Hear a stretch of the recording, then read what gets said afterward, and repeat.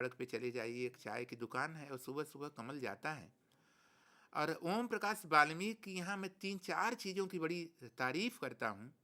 एक तो पहली बात, ओम प्रकाश वाल्मीकि ईमानदार ही यथार्थ के प्रति नहीं है। उनका पर्यवेक्षण एक बड़े कहानीकार का है और पर्यवेक्षण इतना सूक्ष्म है कि जो जगह है उसका पर्यवेक्षण, जो दुकान है उसका पर्यवेक्षण, दुकान में क्या-क्या है उसका एक-एक चीज़ों का पर्यवेक्षण, सूक्ष्म पर्यवेक्षण। और वहाँ जो बुद्धू चाय वाला है, वो कैसा है उसका पर्यवेक्षण। आगे इसी प्रसंग में रामपाल जुड़ता है, उसका कैसा शकल है, उसका रूप कैसा है, उसका सूक्ष्म पर्यवेक्षण।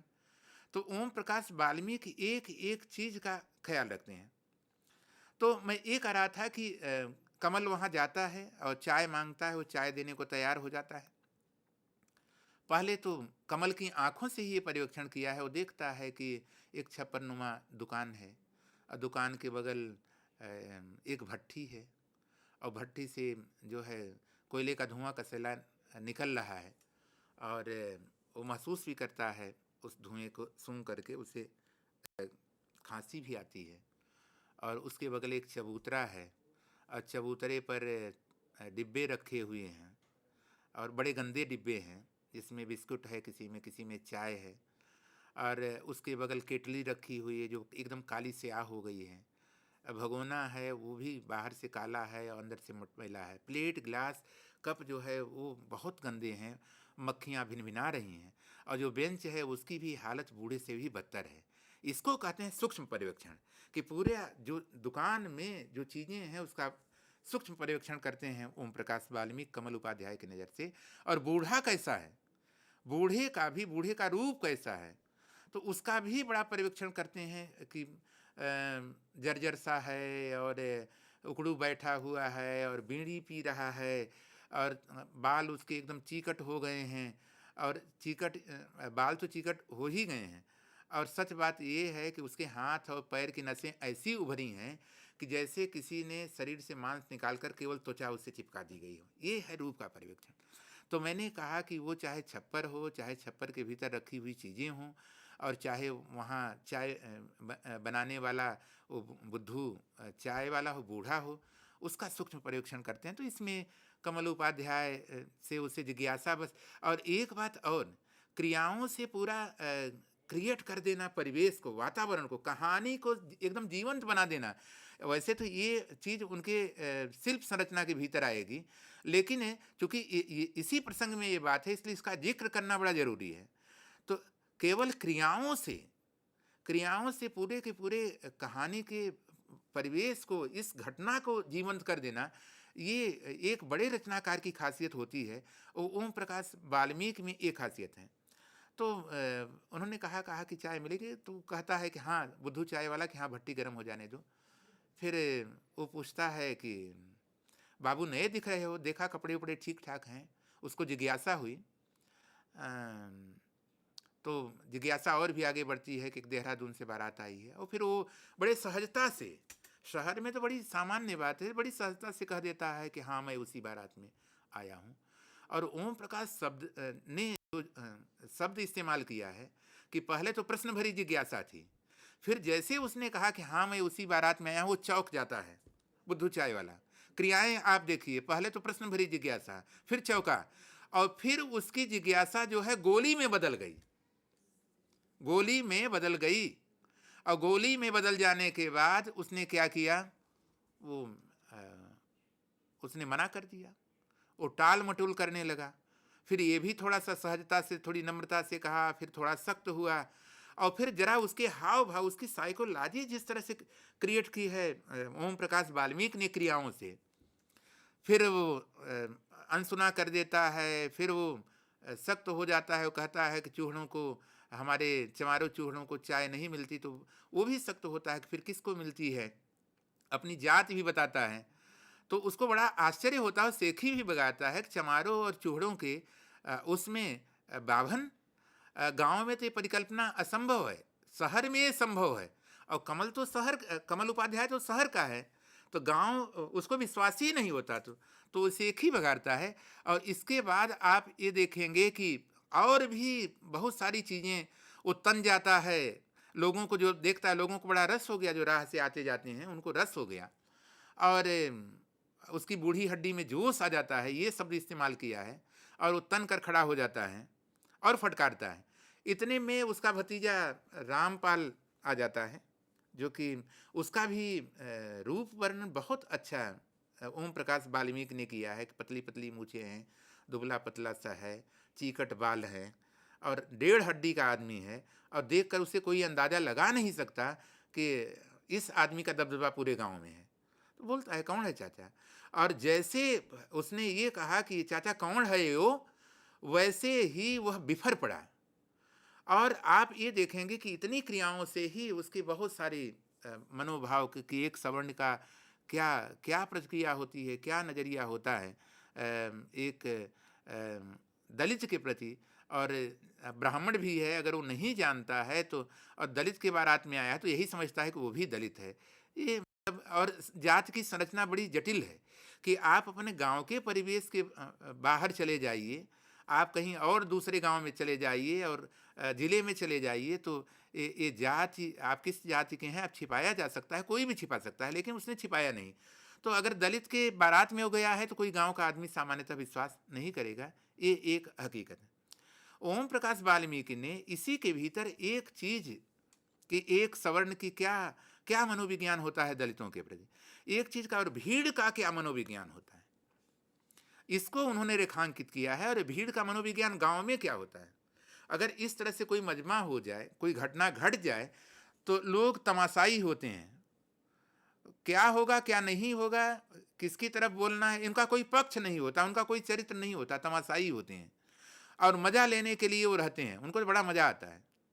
तो एक भीड़ का भी मनोविज्ञान होता है। और रामपाल ने जब डांटा फटकारा और उसकी जाति के बारे में बहुत खराब शब्द कहा, और क्या कहते हैं, जुम्मन की बेटी के बारे में जिसकी शादी हो रही है उसके बारे में बहुत खराब कहा, तो ये जो भीड़ है उसका कोई चरित्र नहीं है, उसकी कोई दृष्टि नहीं है, उसका कोई अपना पक्ष नहीं है, वो केवल तमाशा देखती है।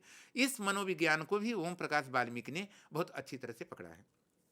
तीसरी बात इस कहानी में ध्यान देना चाहिए, जो जिस शीर्षक पर कहानी है उस पर ध्यान देना चाहिए, यद्यप कहानी इसी शीर्षक पर है, सलाम पे।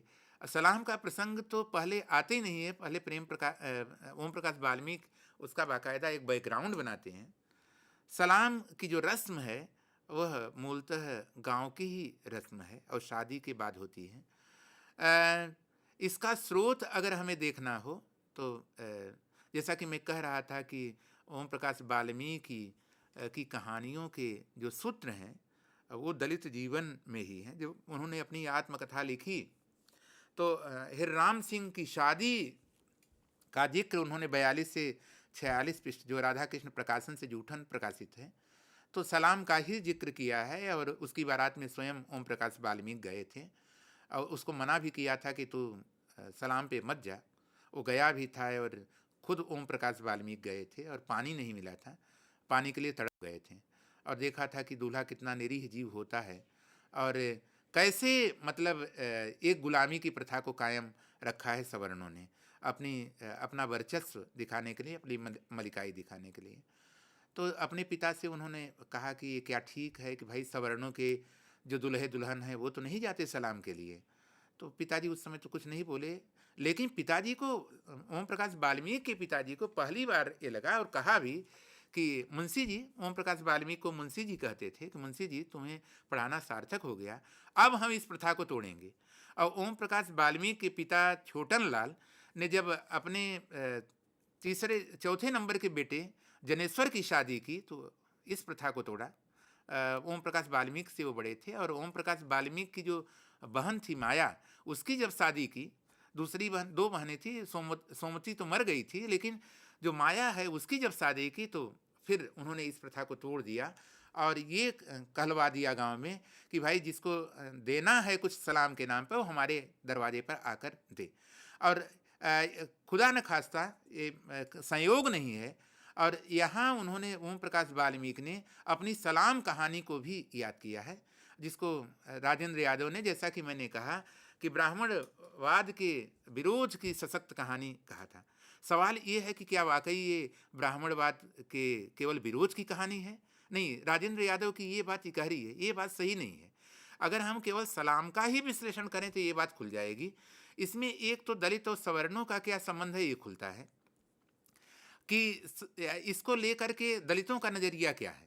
दलितों का नज़रिया ये है, बड़े बुजुर्गों का नज़रिया ये है कि भाई बाप दादों ने रस्म बनाई है और ये तो एक दिन में छोड़ी नहीं जाएगी, हमको निभाना पड़ेगा, और जल में रह के मगर से वैर नहीं किया जा सकता है, तो हमें इसे निभाना पड़ेगा। ये बुजुर्गों का, जो बारात में आए हैं बुजुर्ग, उनका मतलब उनका कहना है। जो लड़की के पिता हैं जुम्मन जी, उनका भी कहना यही है कि भाई ऐसा है कि ये रस्म चली आई है, मैंने नहीं बनाई है, हमारे पुरखों ने बनाई है, और गांव में हमें रहना है और इसको तो हमें निभाना पड़ेगा। तो ये पक्ष उनका है।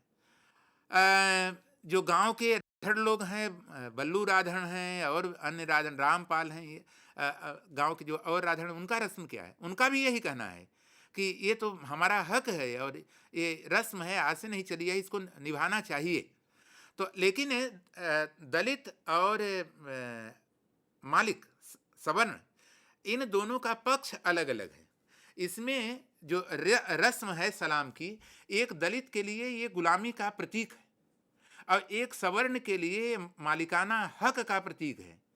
कि अगर आप, इसे ये सिद्ध होता है कि अगर आप सलाम मांगने किसी सवर्ण के दरवाजे पर जाते हैं तो आप उनके गुलाम हैं। कोई दलित अगर सलाम करने जाता है शादी के बाद, तो ये मतलब ये सिद्ध होता है कि हम आपके गुलाम हैं, आप बड़े हैं, और ये बड़े बुजुर्ग लोग कहते भी हैं कि ये बड़े हैं। तो मैं ये कह रहा हूँ कि ये बड़ी महत्वपूर्ण बात है।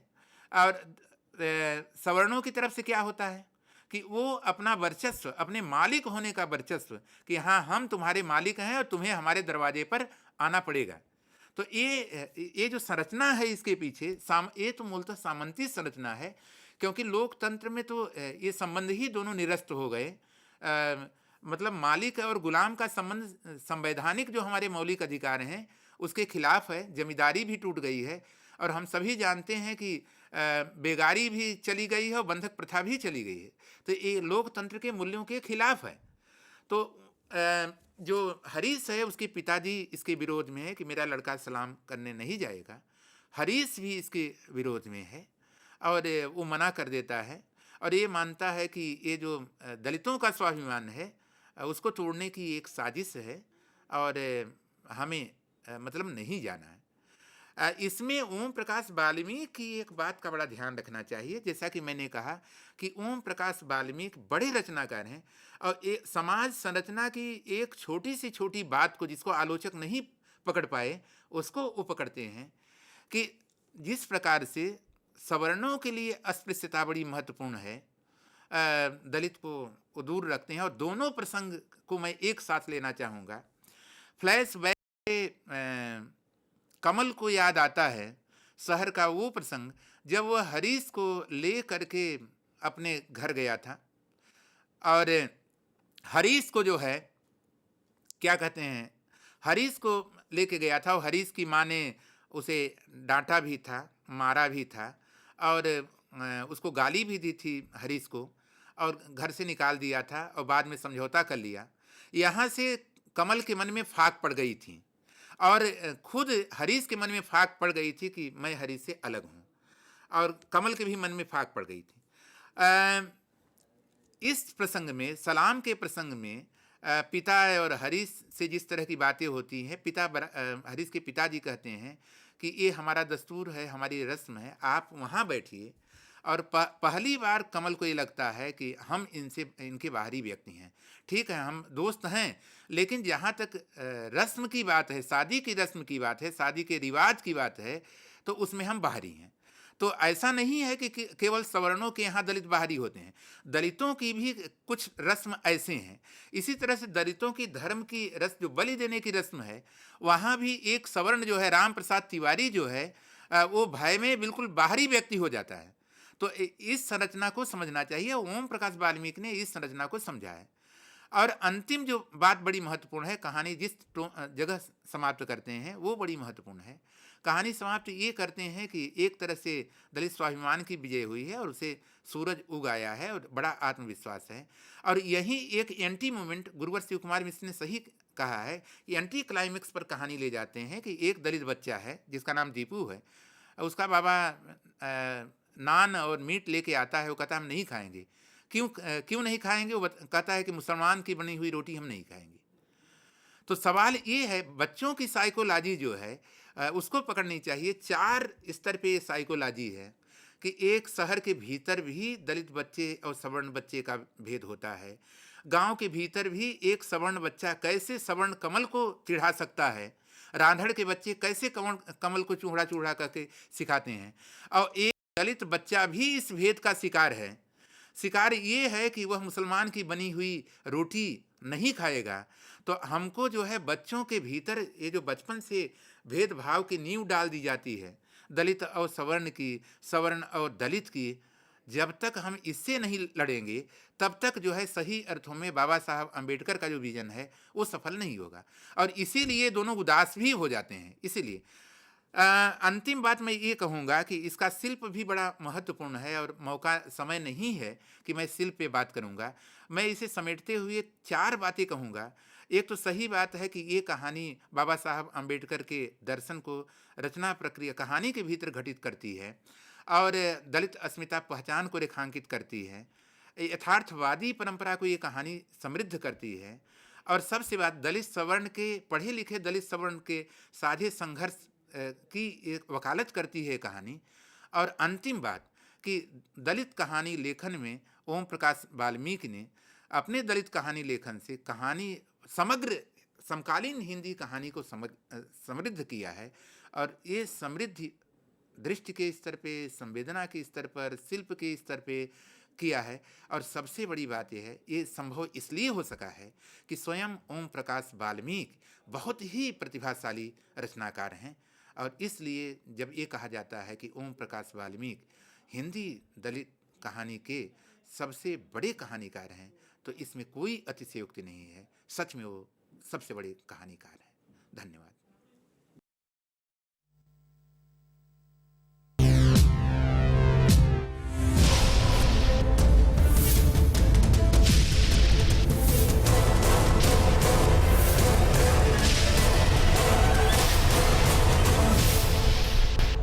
સંધાન